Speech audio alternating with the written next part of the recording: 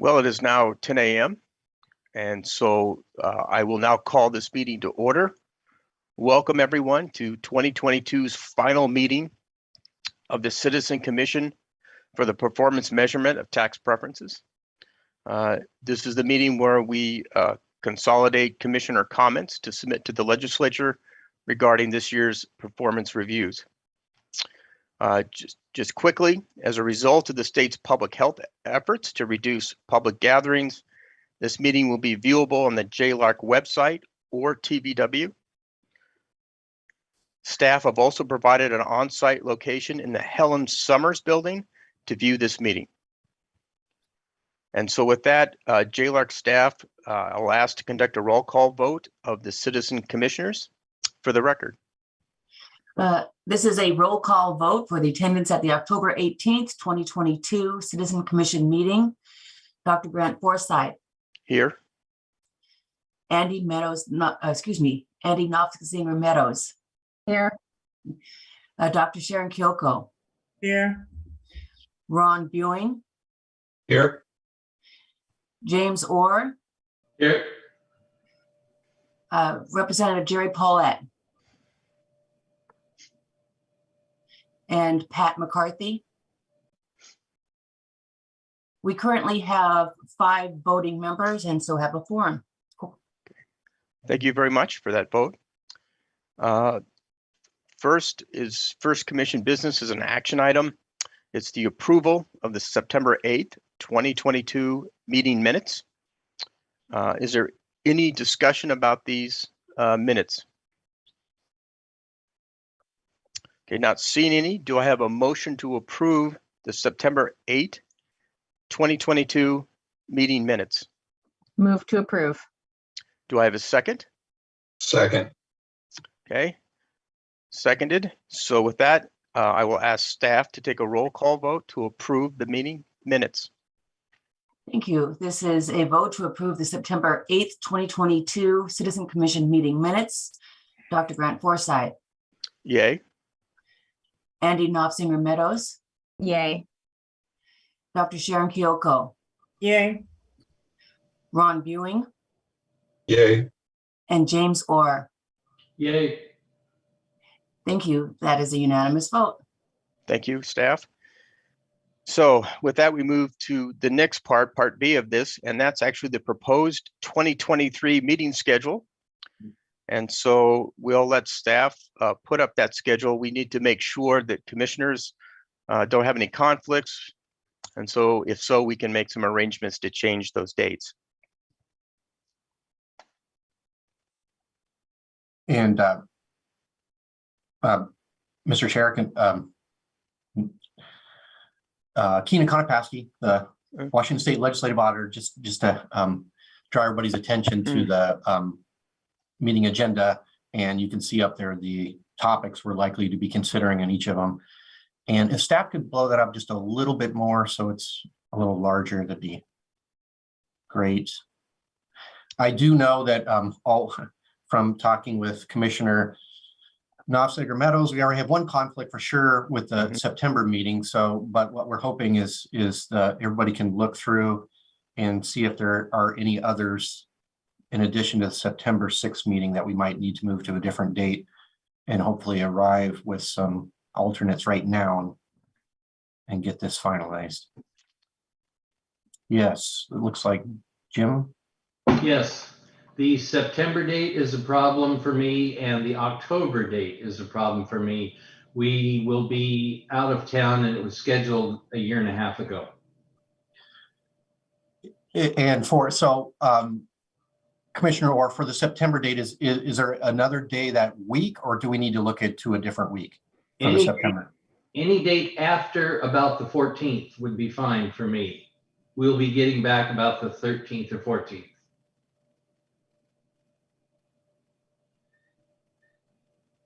So I'm looking at my calendar now.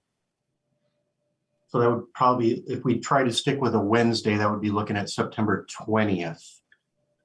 That would be just fine for me. Scanning across the screen for others. Is that that's good for And looks like Dr. Kyoko has a question too. That will probably be the first week of school for me. And That's I a little have- busy probably, right? Yeah, I have a bunch of faculty meetings probably scheduled then. Well, shall we shoot for the September 27th date? And of course, we're definitely going to need to push that October date a little bit later too, so there's a bit more separation between those. How's the 27th look for folks? That should work for me.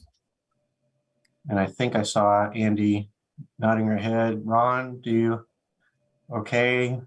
And Grant, Yeah, I'm looking. One Okay. second here. no problem.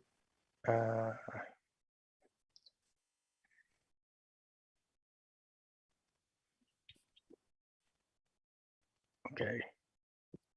And that was September. We're thinking 27th. Yeah, that Wednesday, the last Wednesday there. Yes, that will work for me. Okay, great. We will note that. Now let's talk about October. And given that September is our testimony date, we definitely want to give you as much time between then, that meeting date, and your October date when you consider testimony, develop your comments. So we definitely want to push that out later. And it sounded like the 18th already did not work for Jim anyways.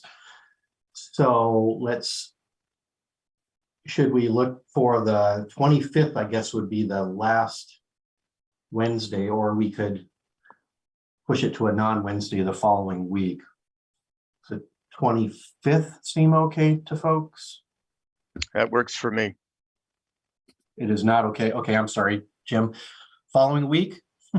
I may just have to miss that one because I'm not getting back into town until the 28th. Well, I guess the other option is we could like do it on Halloween on the 31st. Yeah. And I probably would be great to make sure that all 5 of you can be there, because that's kind of the concluding business of the year for comments. So does Halloween pose any problems for the other commissioners? You can come in costumes if you want, I guess, right? I'm missing this, Keenan. Could you clarify the Yeah. September date and the October date? Yeah, so we've moved the September date to the 27th. Okay. And we're considering now doing the October date on Tuesday, the 31st. Okay. Do those work with you, Dr. Kyoko?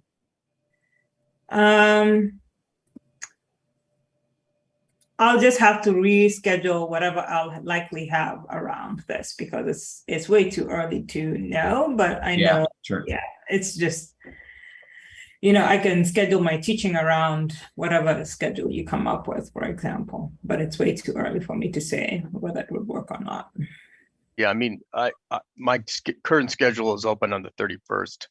Yeah. But one of the struggles I've got is we have so many regulatory events going on that it's possible that I could have a conflict in. But now it works on my schedule. So, well, I would, if it's okay with the commission, I would propose, why don't we schedule it for the 31st? And when we get closer to being into the next year, we'll double check with folks. I mean, there's nothing legal or magical that it has to be in October. If for some reason we did for 1 year have to push it into the early part of November, that would be doable too. I for my part, the beginning of November is usually a really unfortunate hard time because of some other things I have scheduled typically in that first half of November. So if we can avoid that, that would be great. Great. So with these dates, are we good to publish these? And then of course, we'll be checking with everybody as we get closer to see if we have to adjust anything. Okay. Great. Sounds good. We don't need a formal action item on it, but we do want the public to know, and we'll go ahead and put these on our website and we'll notify the code reviser of the dates. Great. Thank you. Right. Thank you. And now I can plan for 2024 and in the future that I know that you like to have a meeting in mid-September and mid-October. I can make arrangements. on that. Oh, Ron? Yeah, I wasn't writing things down very well, so could you give me those dates one more time? I know they Yeah. were fine, I just can't remember what they were. There, Emily's pulling them up, but I'll read them out too. Wednesday, September 27th and Tuesday, October 31st. Those are the two we moved around that weren't on the agenda.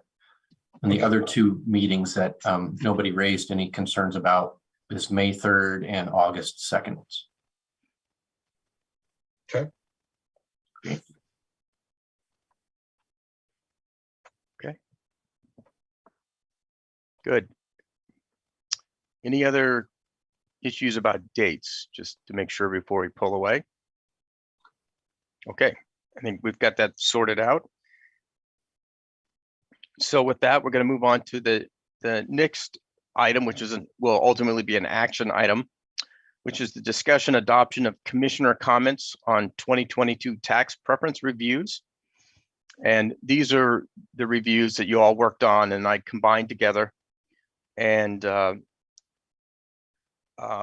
with that, we'll go ahead and I know that the staff is able to help with any editing we'd like to do. Usually, this is a system I put together a few years ago. In particular, I think this is probably new to Jim Moore, our new commissioner. And so I have a color code that I use because in some years past, it's been a bit more complicated, but generally we tend to vote in these in groups, especially once we've discussed them. So the green just means there was really no comments from commissioners. We've essentially adopted JLARC staff recommendations, legislative auditor recommendations. The yellow means that there was some little bit of disagreement, nothing significant. And then the red means there was some significant disagreement that we would have to work through. And of course, the goal is to always speak with one voice. And so with that, we'll probably just go ahead and start with the green group and vote on that as a group. And so with that, I just want to make sure that the commissioners have no additional comments on that green group before we vote on it. And of course, there are 4 preferences in that group, 3 related to food processing, and I think the one related to the Historic Automobile Museum. Mhm. Okay, do I have any comments from anybody? And I see we've been joined by Representative Paulette, so welcome. Okay, not seeing any hands raised or any other body language suggesting questions. Do I have a motion to adopt the preferences within the green group for approval? So Move moved. to approve. Oh, Do I have a second? Second. Okay, Second. thank you. Okay, with that, I would ask the JLARC staff to conduct a roll call vote of that group on behalf of the commissioners.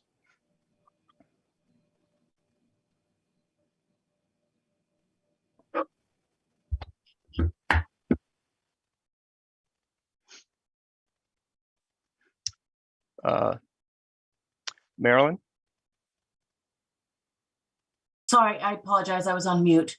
That's okay. Thank you. This is a roll call. This is a roll call vote to approve the yellow section, Of the green the- section? excuse me, of the green section of the chair's combined comments.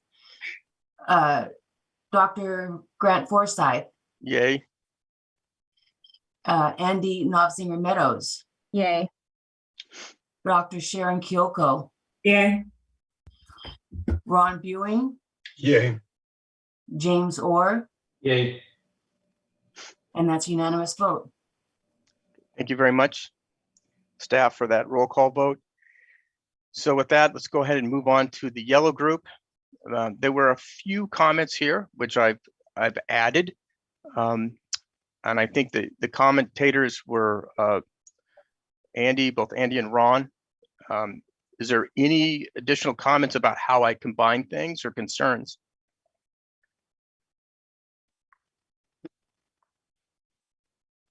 Staff is prepared to do any online editing as needed.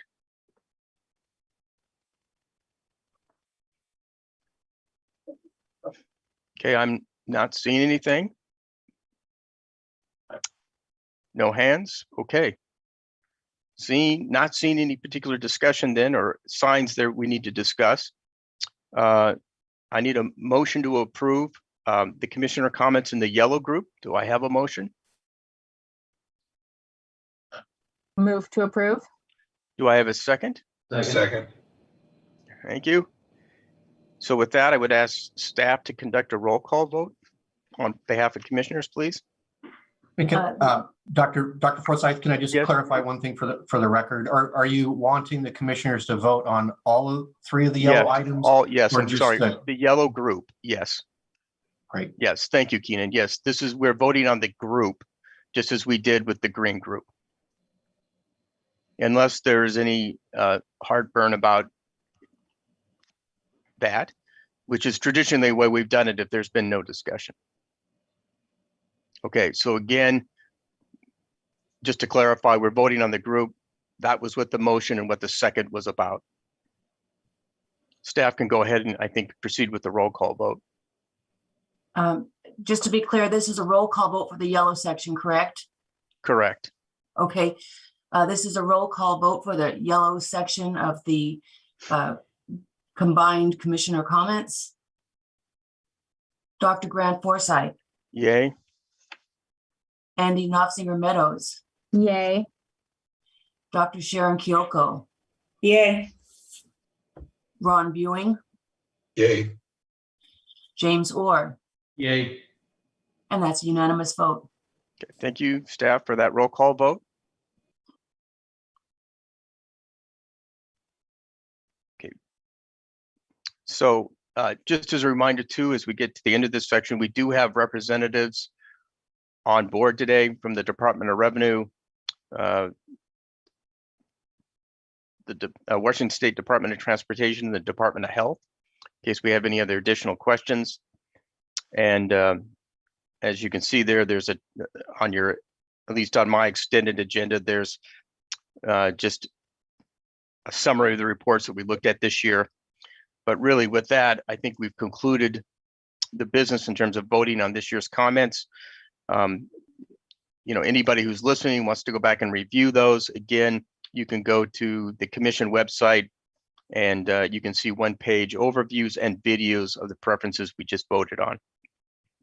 So with that, we'll move to the next section, which is study questions for the 2023 tax preference reviews. And with that, I'll turn it over to members of staff to discuss.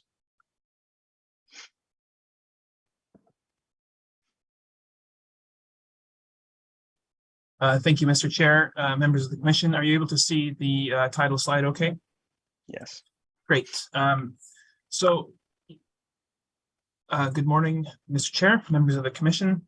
I'm Pete Van Morsel, joined today by my colleagues, Dana, Ryan, Aline, and Eric, and we're all staff to JLARC.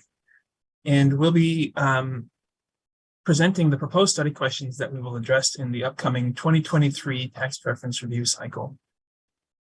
These preliminary reports for these studies are scheduled to be presented to JLARC in July 2023. But before that, in concert with the Office of Equity and staff of the ethnic commissions, we will be evaluating whether there are equity considerations applicable to any of these 6 studies. And if so, the study questions for those studies will be amended to incorporate these considerations. And we've got 6 reviews to discuss today, and we plan to pause after each one. Each of them has a handful of slides for any questions you may have. But if you do have any questions in the middle of any of these slides, please do stop us and ask. So the first of these study questions you'll hear about today concern a review of 4 tax preferences that exempt different portions of gross income of transportation businesses from public utility tax. The first of these 4 preferences exempts from public utility tax the in-state portion of interstate transportation. The preference exempts truck, rail, and some water carriers from public utility tax on earnings from the in-state portion of interstate transportation. That is, on hauls that originate and terminate in different states, depicted here by the yellow portion of the dashed line. In contrast, hauls that are entirely in-state are subject to public utility tax.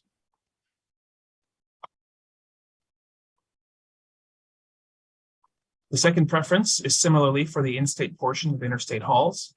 And this preference specifies that shipments of commodities may have an intermediate stop in Washington for storage, processing, or manufacturing before they continue on to their interstate destination.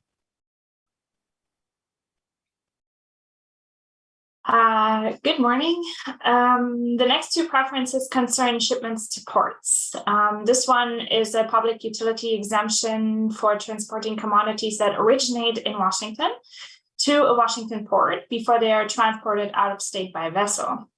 The destination can be another state or an international destination. And again, the yellow dashed line represents the portion of the shipment that is exempt from public utility tax. And finally, the last preference we will look at is also about shipments to ports. It concerns transportation of Washington agricultural commodities that are shipped by vessel out of state. This preference exempts the shipment from the origin in Washington to an interim storage facility from public utility tax before the commodities are ultimately shipped to a Washington port and then out of state. In 2010, JLARC reviewed 3 of these preferences and inferred that the public policy objective was to comply with the constitutional prohibition on taxing interstate commerce. However, the review found that this interpretation was no longer applicable following a 1977 Supreme Court decision. And based on this result, the legislative auditor recommended repealing 2 preferences and clarifying 1.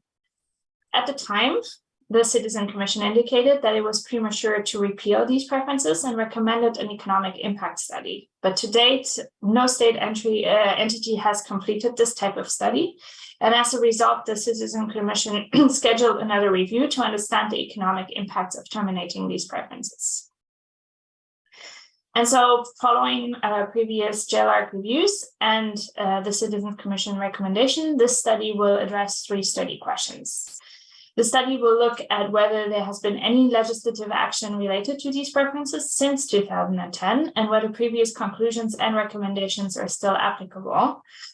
Next, the study will evaluate the potential economic impacts on taxpayers, related industries, and tax revenues if these activities were no longer tax exempt.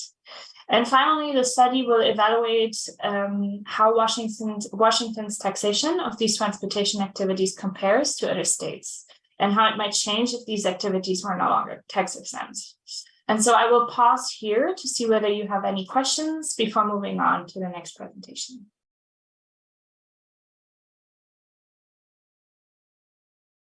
This is Grant Forsyth. So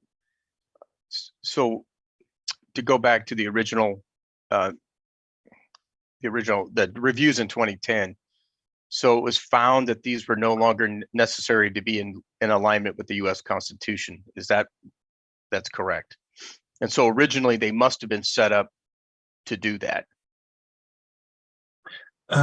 Mr. Chair, that's correct. The language of the first of these exemptions for the in-state portion actually reads that exempt from the public utility tax are activities that may not be taxed subject to the Constitution. Okay. Commissioner Buing has a question as well.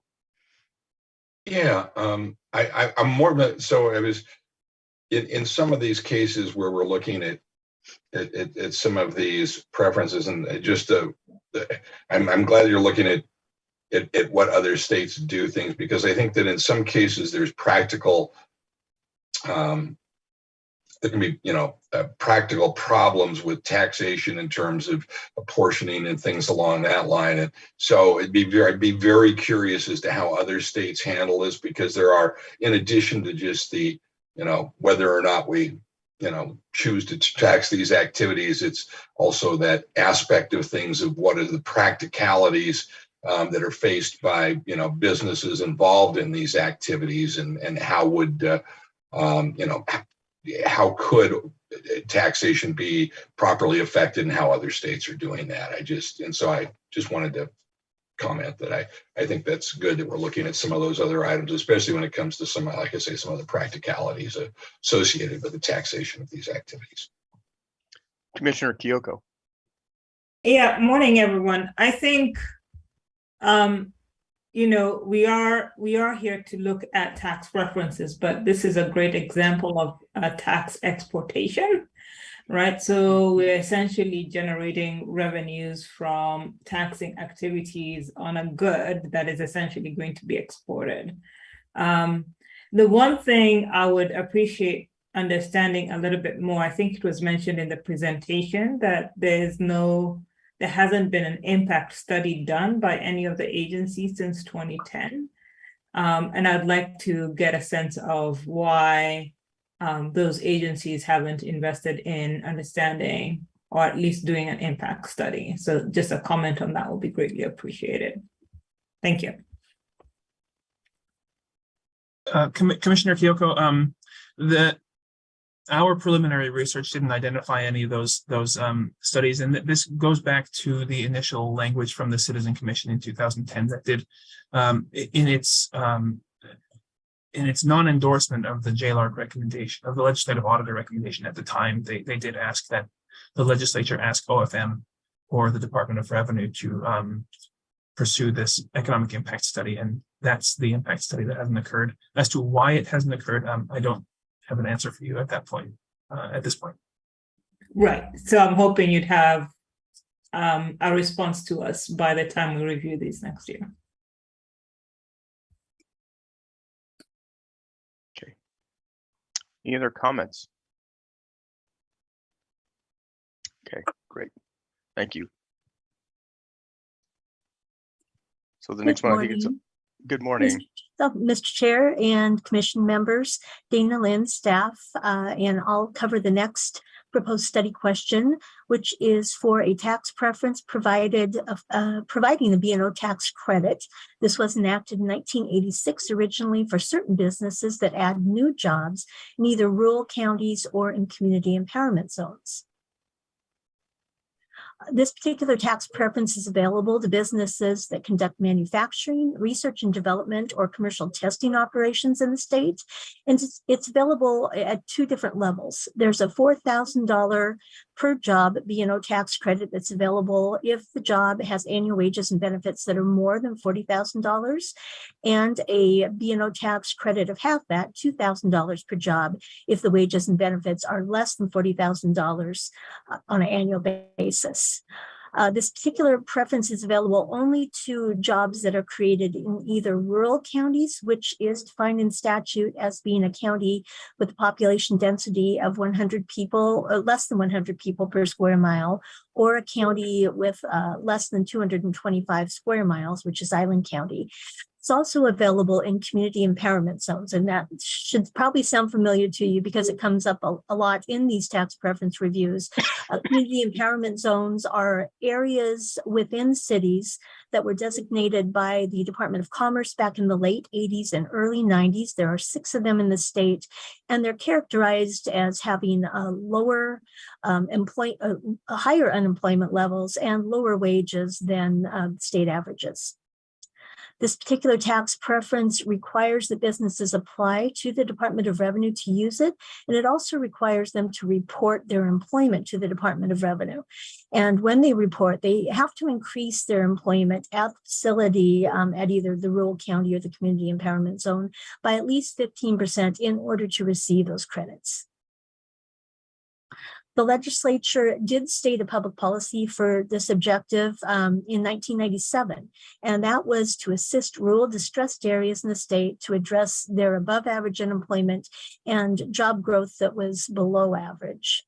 And it did set a couple of goals. First, to promote the ongoing new and expanded business activities in rural distressed areas, and also to provide family wage jobs for people that live there.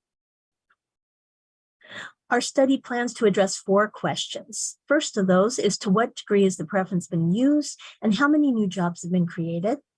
Second, what are the wages for those new jobs and where are they located? Third, we'll plan on answering if the qualifying areas are experiencing above average unemployment or below average employment growth. And finally, what's the estimated economic impact of the reported new jobs compared to the estimated economic impact of foregone revenue? And I'll take a pause here if anyone has any questions. Yeah, just a couple, Dana. Have we reviewed this in the past? This sounds familiar to me, but it might be We the, have, yeah, Okay. yeah. Mary, one of my predecessors, right, reviewed this back, I believe, in 2014. okay, 'cause- So it's back up for review again. okay, that's what I remember. Because it seems like, either I was having an unfortunate flashback or this was something that we had looked at before.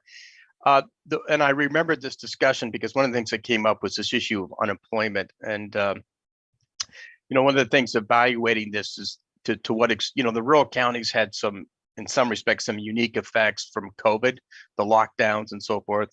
And, I'm sort of a little bit concerned about how the unemployment or employment growth might be skewed in some sort of way.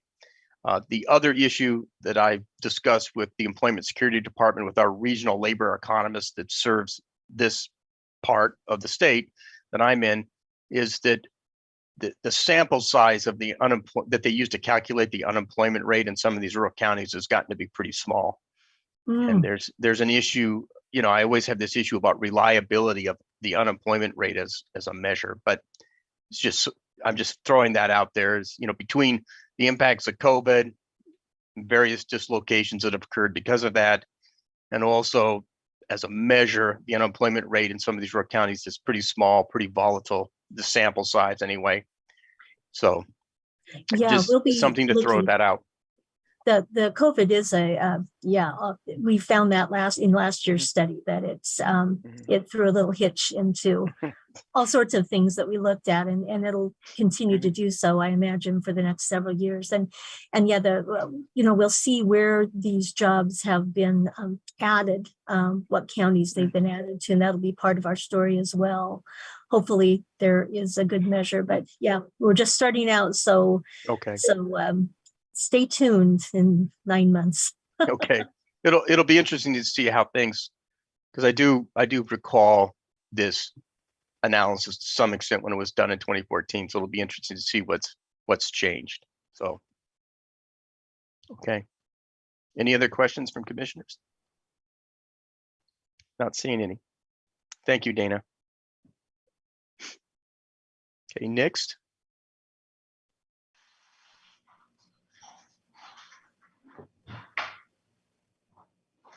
All right, good morning. Ryan McCord, JLARC staff. The next preference is a property tax one for historic properties that have undergone rehabilitation. This preference was enacted in 1985 with a stated intent of promoting the revitalization of historic properties. To be eligible, a property must be listed on a local or the National Register of Historic Places. The property owner must renovate or rehabilitate the property. The rehabilitation itself must adhere to published standards to ensure it maintains the building's historic nature, and the rehabilitation cost must be at least 25% of the total value of the property. If the application is approved by a local historic preservation commission, the cost of the rehabilitation is subtracted from the property value for 10 years. In 2020, the legislature amended the preference to allow properties in certain cities to take advantage of the special valuation for an additional 14 years in 2 7-year extensions. And our study will address 4 questions, and those are: 1, to what extent has the preference been used statewide and in each county? What types of buildings do beneficiaries rehabilitate with a preference, and are there public benefits to those buildings and the rehabilitation? What are the estimated beneficiary savings? And there's supposed to be a 4 there. Yep. How do costs to rehabilitate historic properties compare to the beneficiary savings? How much would property taxes have increased for rehabilitated properties without the preference? So that's my quick presentation, and I'll pause there for a second for any questions. Any questions from commissioners? Commissioner Hugo. I just have a quick question, and maybe I may not get a response on this immediately, but do we have a similar preference for retrofitting historical buildings for earthquake? I'm not aware of a specific property tax preference for that, but maybe someone else could speak to if there's another sales or use tax exemption. But I'm not aware of one, but we will definitely get you a certain answer to that. Okay.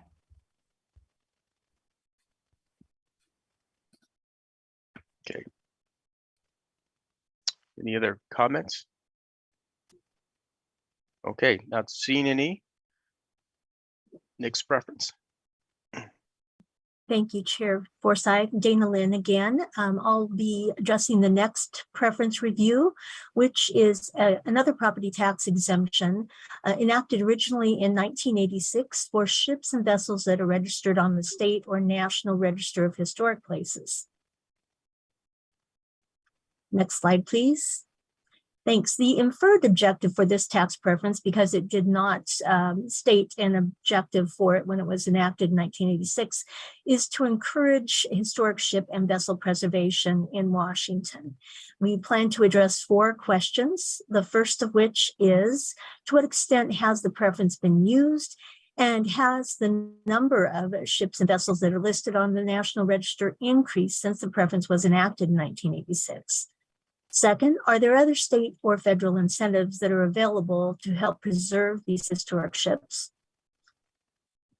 Third, where are the ships and vessels using the preference located?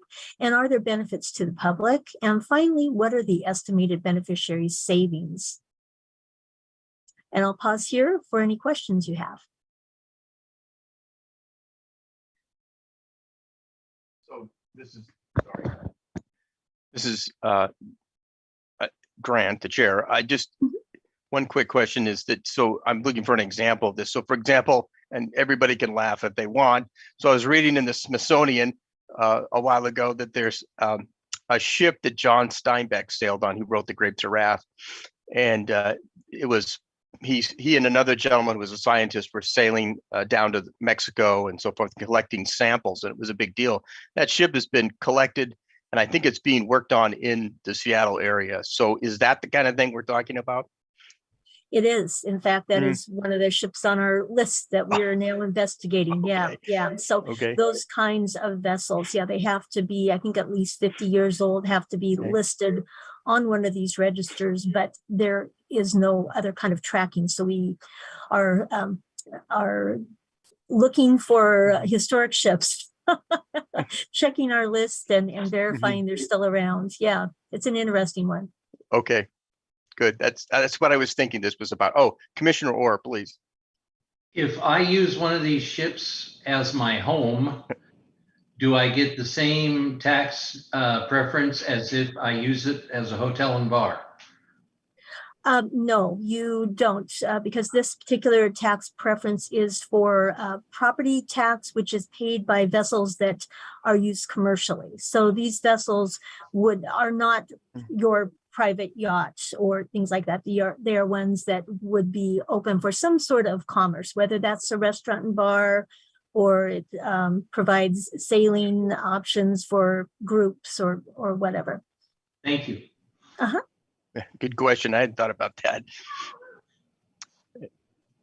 Any other questions? Okay, thank you, Dana. Next, please. Thank you, Mr. Chair. The next preference we'll be talking about is a hazardous substance tax preference. This was enacted in 2015. And it exempts certain crop protection products, including pesticides, herbicides, and fungicides from hazardous substance tax if they meet certain criteria. First, by way of background, a bit about the hazardous substance tax itself. This is a tax on the first possession of products that present a threat to human health or the environment if they are released. And these products include petroleum products, pesticides, and other chemicals. The revenue generated by this tax is used by the Department of Ecology and other state agencies to fund pollution and prevention and cleanup activities. The tax preference being reviewed in 2023 exempts certain products from this tax. Exempted are crop protection products, that is pesticides, herbicides, and fungicides that are only for use as an agricultural crop protection product, that are warehoused in Washington, but not otherwise used, manufactured, packaged for sale, or sold in Washington. In other words, after warehousing in the state, these products leave the state for sale or use elsewhere. In contrast, products that are sold or used inside the state do remain subject to the hazardous substance tax. And finally, this preference expires January 2026. The legislature stated the objective of the preference is to incentivize storage of these products in Washington, and thereby increasing hazardous substance tax revenue collection. And given that objective, the study is going to address 3 questions. The first is how many businesses claim the tax preference, and how much crop protection product do they possess in the state, and how much hazardous substance tax do they pay? Next, we'll look at total hazardous substance tax revenue collection since the preference was enacted and review whether this has changed. And finally, we'll evaluate how Washington's tax treatment of these hazardous substances compares to that of neighboring states. We'll pause here again to answer any questions you have.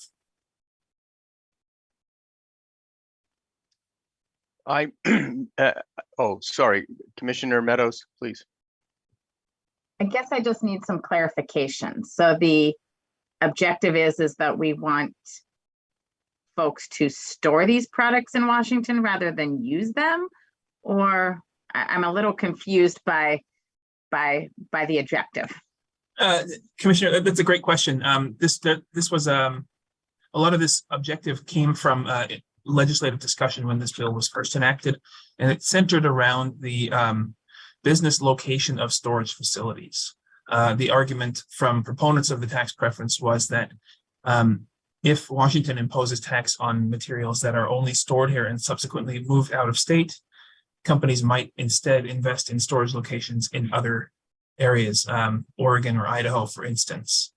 The argument was that having storage of these products in the state would make them readily available to Washington farmers who need these products to apply to their crops in the right amount at the right time. And so having them stored regionally would be of benefit to the state. The increase in the hazardous substance tax revenue would then be on the products that are stored and used here, and that the items that are actually moved back out of state and subject to this exemption would be only a small portion of the overall tax. Okay, thank you. Anyone else? And I may have missed this at the beginning. Is this a relatively new preference? Chair Forsyth, this was enacted in 2015. The tax underlying was enacted in the late 80s. Oh, okay. All right. Thank you. Anything else? Okay. Move on to the next, and I think the last one. Good morning, Chair Forsyth and other members of the Commission. For the record, my name is Eric Whitaker, staff to the Jailer Committee and also the Commission. The last preference we'll preview this morning is for work currently underway to review an international services B&O tax credit for businesses that create new jobs in certain areas and that provide services to international clients. And the tax preference provides businesses with a $3,000 credit per new job created. Qualifying positions must provide professional services outside the United States or to international clients. And the credit is available for up to 5 years if that job is maintained. And in creating the preference in 1998, the legislature identified their intention for the credit to attract and retain businesses that provide professional services to international customers by incentivizing new jobs located in qualifying areas. Statute identifies qualifying areas for these jobs as community empowerment zones and international service districts. And currently, as Dana mentioned, there are 6 CEZs in Washington, and there are also 2 ISDs in Washington. So these are, again, same CEZs that were discussed in Dana's presentation earlier. And the international service districts are areas that are geographically identified in statute and are labeled as ISDs by the Department of Revenue. And these areas are generally characterized by high unemployment and low wages relative to other parts of the state.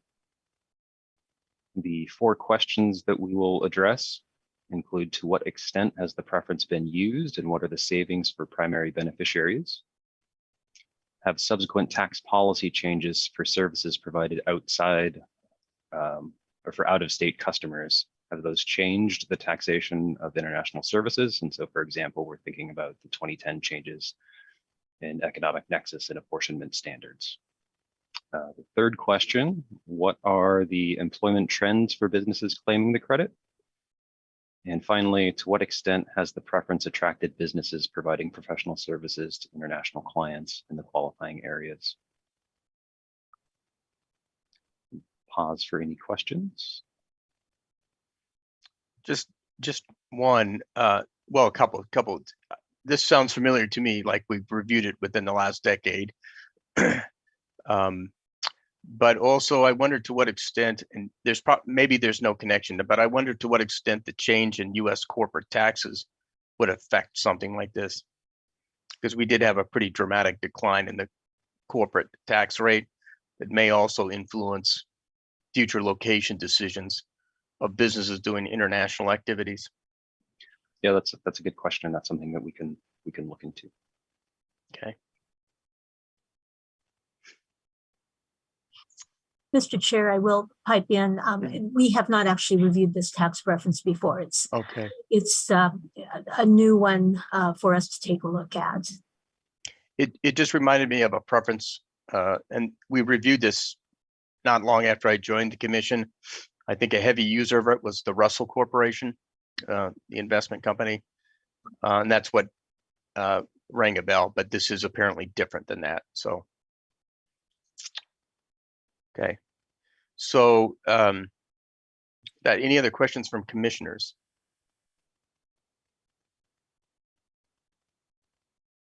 All right.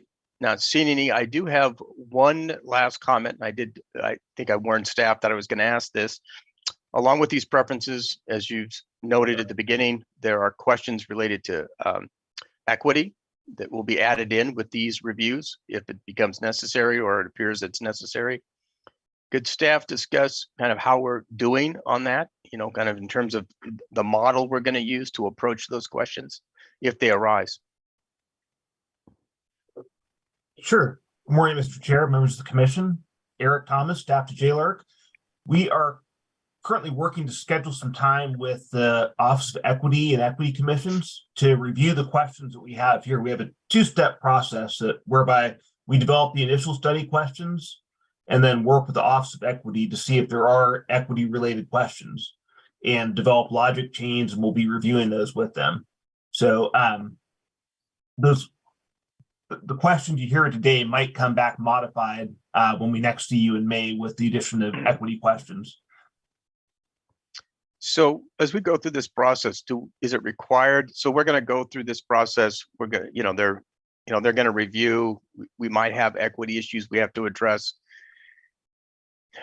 As time goes on, do we have to do regular reporting to the Equity Commission to sort of improve the process? I mean, kind of going forward, what do they expect groups like ours who have to do this type of work? What do they expect in terms of reporting back to them about progress or outcomes?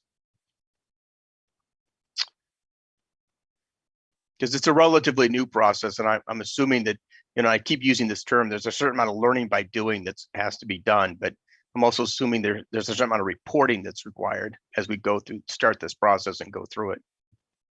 So we will, for all the recommendations that we make, we do follow up regularly for 4 years. So I imagine this will be incorporated into our audit follow-up process.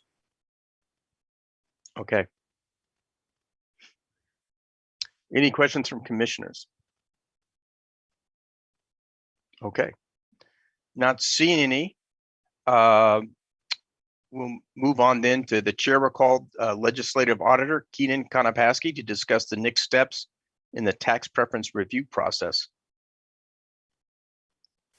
Great. Thank you, Mr. Chair. And again, Keenan Konopasky, the Washington State Legislative Auditor. So just now shifting gears again back to the 2022 reviews that you adopted comments on, I wanted to recap for you what will happen next on those ones. We were just talking about some future 2023 reviews, but there's still steps left for the ones that you commented on earlier this morning.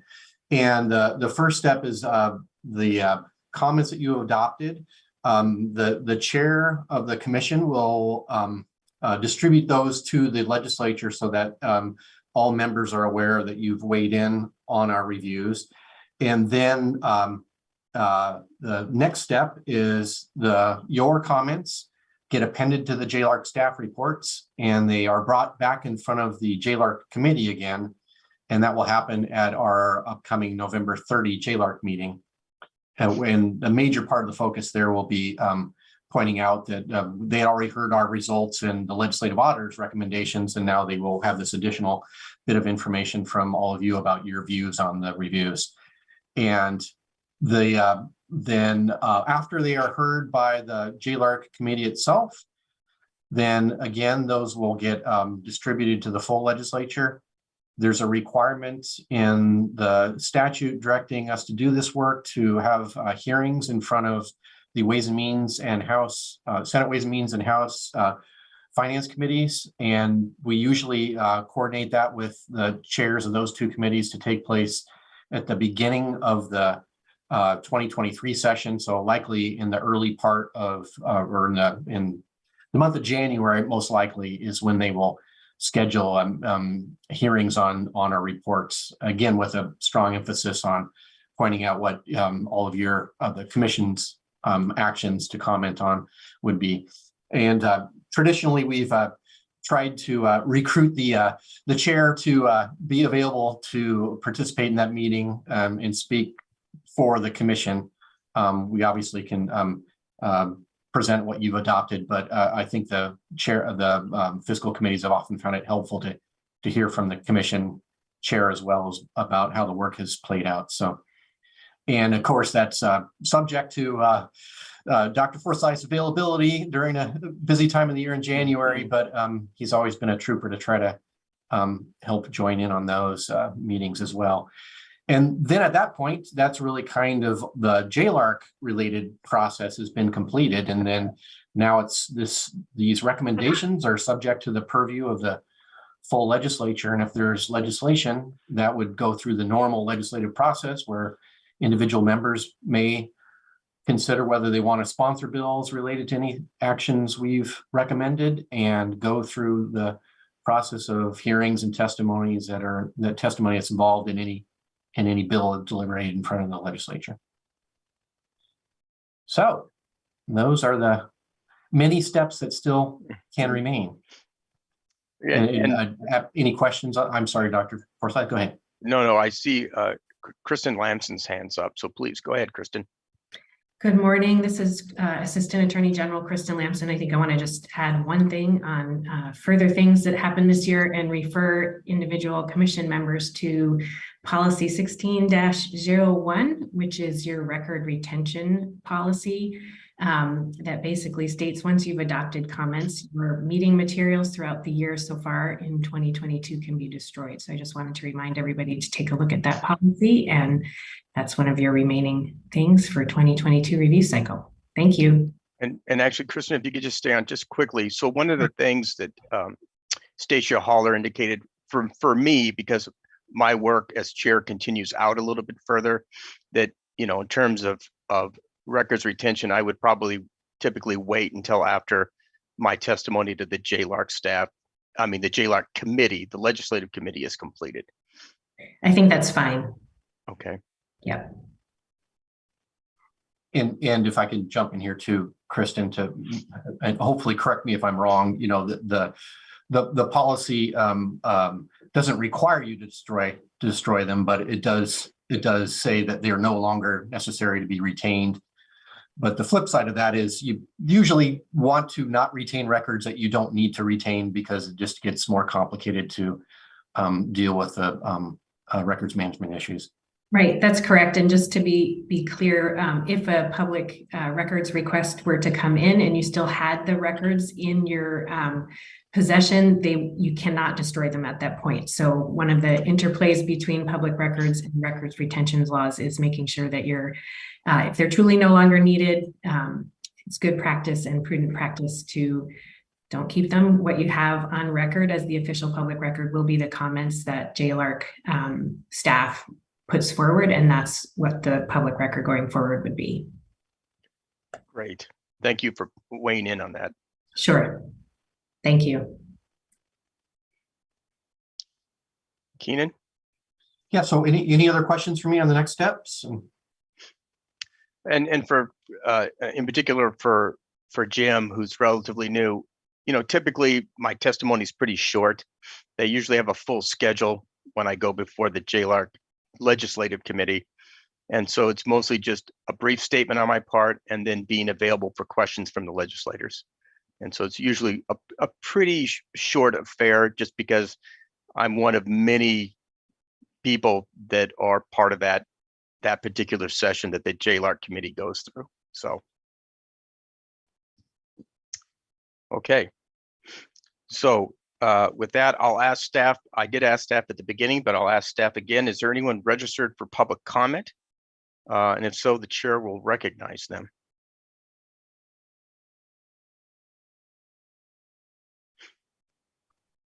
There's no one registered for public comment. Okay, thank you.